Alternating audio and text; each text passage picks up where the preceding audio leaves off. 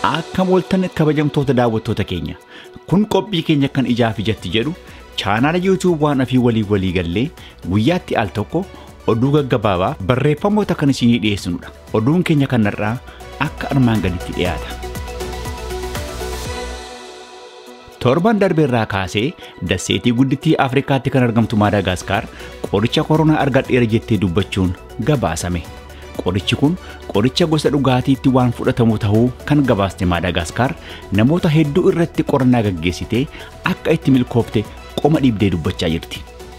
Pireezidaantiin Madaagaskar Andree Rajooliinaa qoricha kana bakka miidiyaaleen argaman irratti ibsa kan kennan torban lama dura ture. Qaruuraa qorichichaas ol fuudhanii yeroo ofitti xuruursan televezyiinii biyyattiitti ilaalamaa akka turan gabaafameera. Qorichi kun koronaan akka namatti dabarre sin gargaara nama qabamis ni fayyisaa jetti Madaagaskar. Qoricha koronaa ittisa jedhamee himamaa jiru dhugaatiin kun Madaagaskar keessatti mana qorannaa dhukkubaa daddarbaa keessatti of eeggannoodhaan kan tolfame ta'uu isaa itti gaafatamaan qorannichaa addeessaniiru. Deenmaarkii fi Jarman irraa kan walitti funaanaman saayintistoonni to'annoo guddaan kan eegamaa jiru mana qorannaa kana keessatti vaayirasii koronaa kana walitti makuudhaan amma bakka inni fayyisaa jiru qorachaa jiru. Qoricha Madaagaskar argadhe jettee ittiin dhaadhattu kana dhugumatti fayyisamoo qorannaa dabalataa barbaada torban lama booda gabaasna jedhaniiru.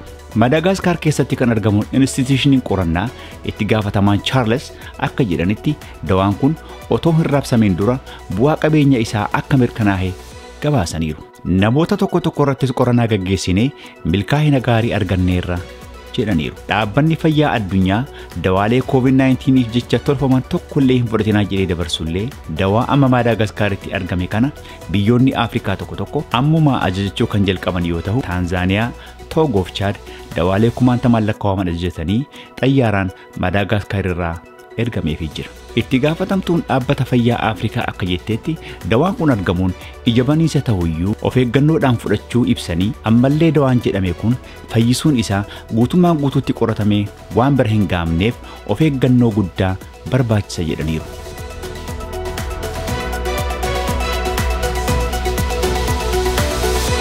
Itti gaafatamaan sabquunnamtii adda bilisummaa Oromoo obbo Qajeelaa Mardaasaa haalli Itoophiyaan ammaan tana keessa jirtu Yuugooslaaviyaa nama yaadachiisaa jedhaniiru. Filannoo Itoophiyaa as deemaa jiru dheeressuu irratti manni maree turjumaana seeraa inni gaafate aangoo isaas fudhatamas hin qabu jechuun itti gaafatamaan sabquunnamtii ABO Jaal Qajeelaa Mardaasaa dubbataniiru. Gaazexaa Siraaraan waliin turtii kan godhan Jaal Qajeelaan mootummaan filannoo dheeressuuf karaan irra deemaa jiru paartiin isaanii akka hin qeeballe ibsanii addi bilisummaa Oromoo adeemsi kun daddaffitti akka sirraa'u ibsa jedhaniiru. Turjumaana seeraa gaafachuun aangoon isaa kan mana murtii yookaan kan namoota dhuunfaati malee mana maree mootummaaf kan kenname miti kan jedhan obbo Qajeelaan qorotaan turjumaanaa seera hojii isaa sirriitti hojjennaan seerri turjumaanamu hin jiru jedhaniiru. Dheerachuu filannoo irratti addi bilisummaa Oromoo rakkoo tokko akka hin qabne ibsanii amma filannoon ta'utti garuu biyyattiin akkamitti haa bultu kan jedhu irratti paartiiwwan waliin mari'achuu qabu jedhaniiru. Mootummaan haala ammatti jiru kanaan yoo itti fufe fulbaana 30 booda akka mootummaatti fudhatamas dhabee biyyattii keessatti fincillee fi diddaan kahee biyyattiin gara bittinnaa'uu itti cehuu dandeessi jedhee paartiin isaanii adda bilisummaa Oromoo yaada qaba jedhaniiru. Fulbaana 30 booda paartiiwwan mormitootaa kan keessatti hirmaachisu manni maree akka dhaabbatu qabu Jaal Qajeelaan addeessanii jiru.